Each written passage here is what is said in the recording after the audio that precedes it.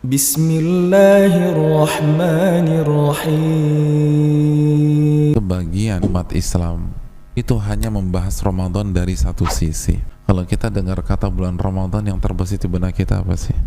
Bulan ampunan, bulan yang penuh dengan rahmat, bulan yang penuh dengan keberkahan. Tapi tahukah kita bahwa Ramadan bisa menjadi mimpi buruk bagi kita pada hari kiamat? Nabi sallallahu alaihi wasallam bersabda dalam hadis riwayat Imam Muslim, "Ragima anfu rajulin," celaka seseorang, rajulin dakhala alaihi Ramadan thumma salakha fala yughfar lah, seseorang yang memasuki bulan suci Ramadan lalu ia menjalani kehidupannya di bulan Ramadan tersebut, namun begitu Ramadan berakhir dosa-dosanya belum diampuni oleh Allah Subhanahu wa ta'ala.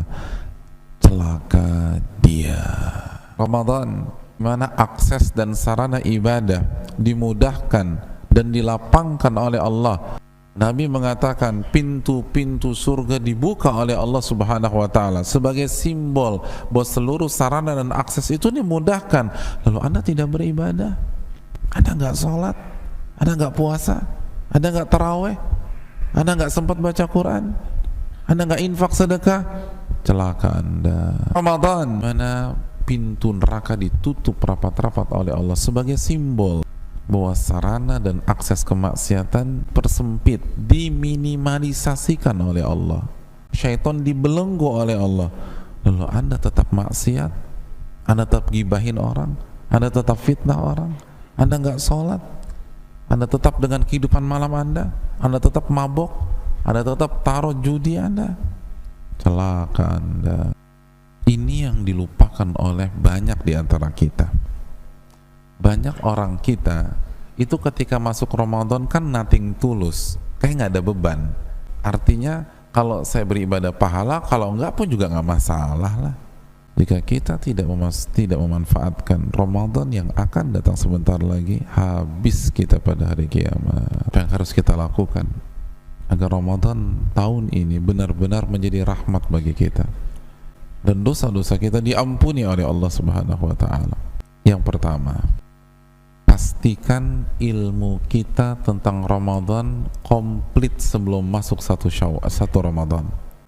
Al-Isra 36, inna sam'a wal basara wal fu'ada kullu ulaika kana anhu mas'ula.